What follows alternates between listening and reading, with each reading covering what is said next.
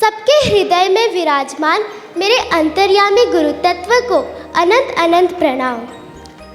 आज मैं आप सभी के सामने सद्गुरु भगवान से बड़े क्यों हैं इस विषय पर अपना मंतव्य रख रही हूँ। अब आप बताइए कि आज इस शुभ दीपावली पर हम सब यहाँ हजारों में एकत्रित होकर सत्संग, ध्यान, योग व शिविर का जो सच्चा आनंद का लाभ ले रहे हैं, इसका पूरा श्रेय किसको जाता है पता है? सद्गुरु देव को। मान लो कि हमारे पास कोई चीज़ है पर हमें उसका ज्ञान न हो तो क्या वो चीज़ हमारे काम आएगी? नहीं। वैसे ही भगवान ने हमको ये दुर्लभ सा मनुष्य शरीर दिया, पर उसको धर्म के अनुसार, शास्त्र के अनुसार अगर जीने की कला नहीं आई तो ये मनुष्य शरीर किस काम का? वो ज्ञान की कला सद्गुरुओं ने अपने अनुभव के द्वारा हम तक पहुंचाया। जब जब भगवान ने इस धरती पर अवतार लिया तब तब यह उनके गुरु ने ही मार्गदर्शन दिया और जीवन का उद्देश्य पूर्ण करने में उन पर कृपा की। मान्यता है कि गुरु बृहस्पति जी देवताओं को पोषण करते हैं और संकट की घड़ी में उन्हें राह दिखाते हैं। स्वयं श्री गुरु रामचंद्र जी के गुरु विश्वामित्र और वशिष्ठ जी थे। गुरु विश्वामित्र ने राम जी को धनुर्विद्या आदि शस्त्र विद्या का ज्ञान दिया। गुरु वशिष्ठ जी ने वेदों की शिक्षा दी। श्रीमद् भगवद गीता के दूसरे अध्याय के 7वें श्लोक में आता है, कार्पण्य दोषोपहत स्वभाव पृच्छामि त्वां धर्म सम्मूढ़चेतः यच्छेयः शानिश्चितं ब्रूहि तन्मे शिष्यस्तेऽहं शाधि मां त्वां प्रपन्नम्। अर्थात अर्जुन श्री कृष्ण जी को कहते हैं कि मैं अपनी कृपणता और दुर्बलता के कारण अपना कर्तव्य भूल गया हूँ और सारा धैर्य खो चुका हूँ। इसी अवस्था में मैं आपके शरण में हूँ। अब मैं आपका शिष्य हूँ, कृपया मुझे उपदेश दीजिए। भगवान तो अर्जुन के साथ थे पर फिर भी अर्जुन दुखी था।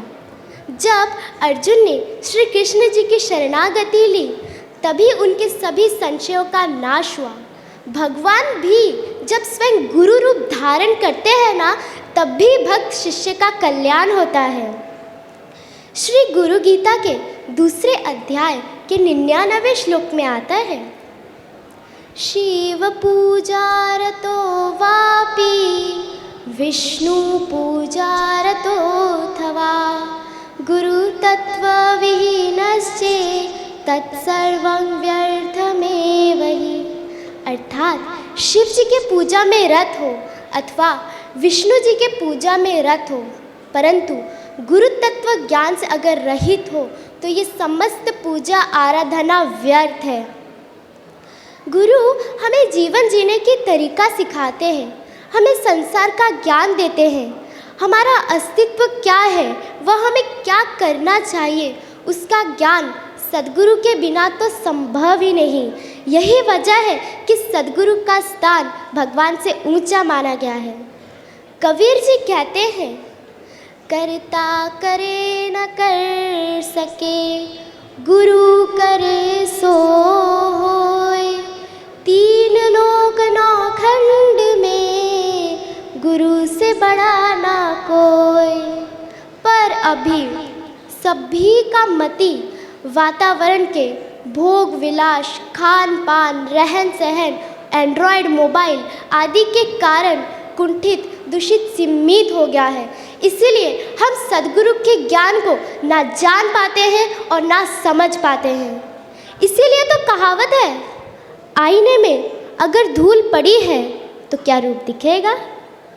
तो दिल में अगर अज्ञान और अश्रद्धा की आग लगी हो तो सद्गुरु को क्या समझेगा? करो श्रद्धा भक्ति से सुमिरन सद्गुरु का, मति रितंबरा प्रज्ञा बनेगा, अंधकार का पर्दा हटेगा, तब भगवान से गुरु बड़े हैं पता चलेगा, तब भगवान से गुरु बड़े हैं पता चलेगा। हमने तो भगवान को देखा नहीं, पर भगवान से ऊंचा कार्य करते हुए सद्गुरु को तो देखा है। जैसे हमारे पूज्य संत श्री आशाराम जी बापू समाज के सुख शांति के लिए देश भर में मातृ पितृ पूजन दिवस, तुलसी पूजन दिवस, महिला मंडल, युवा संघ आदि की स्थापना किए, पर फिर भी 10 साल से उनको कारावास में रखा गया और समाज को उनके सानिध्य से वंचित किया जा रहा है। पर मेरे सद्गुरु का हृदय इतना विशाल है, इतना विशाल है कि सारे आरोपों को नज़रअंदाज करके समाज के हित के लिए कार्यरत है।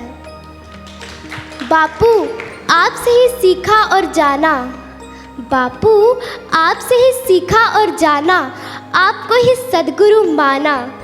सीखा सब हमने आपसे, सीखा सब हमने आपसे, भगवान का मतलब भी आपसे जाना बापू, भगवान का मतलब भी आपसे जाना।